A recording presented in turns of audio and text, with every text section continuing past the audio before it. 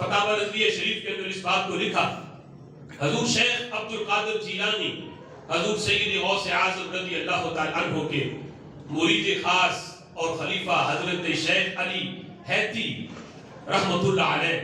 وہ بیان کرتے ہیں کہ ہم حضرت شیخ عبد القادر جیلانی رحمت اللہ علیہ کی بارگاہ میں بیٹھے تھے، ایک شخص آیا آ کے اس نے حضرت شیخ عبد القادر جیلانی رضی اللہ تعالیٰ عنہ کو دعوت دی کھانے کی، اور ساتھ حدیث کا حوالہ دیا، کہا کہ عبد القادر تمہارے نانا جی کا فرمان ہے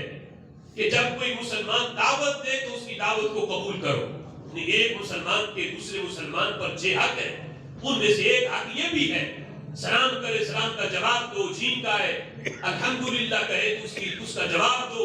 بیمار ہو جائے اس کی عیادت کرو، فوت ہو جائے جنازہ پڑھو، اور ایک حق یہ بھی ہے وہ دعوت دے تو اس کی دعوت کو قبول کرو۔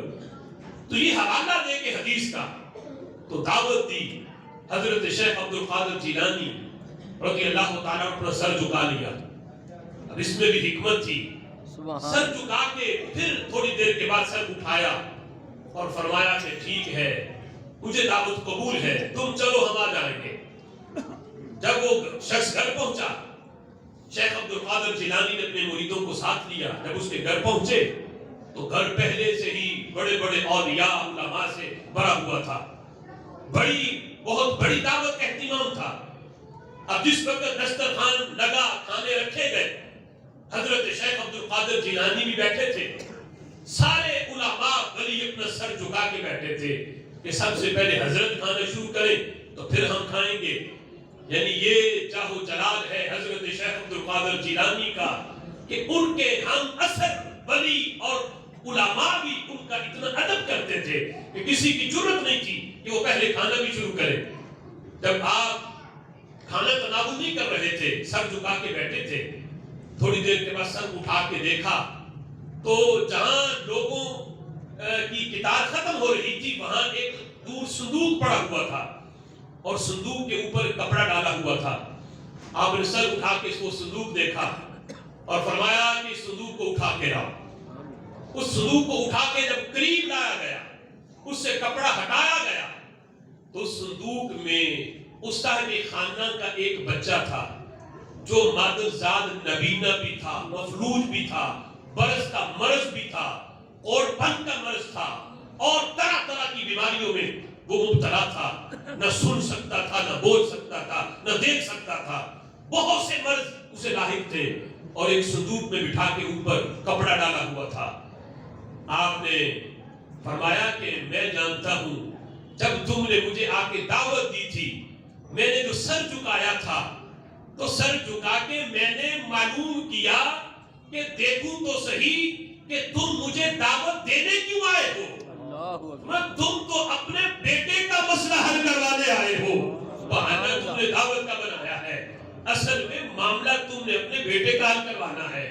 تو میں نے اس لیے پہلے وہاں رابطہ بحال کیا کہ اس کے بیٹے کا مسئلہ حل کیسے کرنا ہے۔ اب کھانا میں اس لیے نہیں کھا رہا تھا کہ تم نے جس مقصد کے لیے بلایا ہے میں اس مقصد کو پورا کروں گا اور پورا کر کے واپس چلا جاؤں گا۔ سبحان اللہ۔ آپ نے جس وقت کپڑا ہٹایا اور اس کے بیٹے سے مخاطب ہوئے، فرمایا قم بِإِذْنِ اللَّهِ مُعَافَى، فرمایا بیٹے تمہاری ساری پریشانی اب تک جو تم نے جب سے پیدا ہوئے ہو تم نے مصیبت میں گزاری ہے، قم بِإِذْنِ اللَّهِ، اب ساری مشکلات کو دور کر کے اللہ کے حکم سے کھڑے ہو جاؤ۔ سبحان اللہ۔ قم بِإِذْنِ اللَّهِ مُعَافَى، تمہیں عافیت دے دی گئی، آنکھیں بھی مل گئی، سماعت بھی مل گئی، بولنے کی قوت بھی مل گئی، اور پن کا مرض بھی تمہارا دور ہوا، تمہارا جو مفلوج تھے وہ تمہاری بیماری بھی ختم ہوئی، اللہ نے میرے آنے کی برکت سے تمہاری ہر بیماری کو دور کر دیا ہے۔ قم بِإِذْنِ اللَّهِ مُعَافَى، عافیت تمہیں دے دی گئی۔ یہ حضرت شیخ عبد القادر جیلانی رضی اللہ تعالیٰ عنہ کا تصرف ہے، صرف ظاہری حالات ہی نہیں، اس بندے کے دل کی کیفیت کو جان کے بھی اس کا مسئلہ حل کیا ہے۔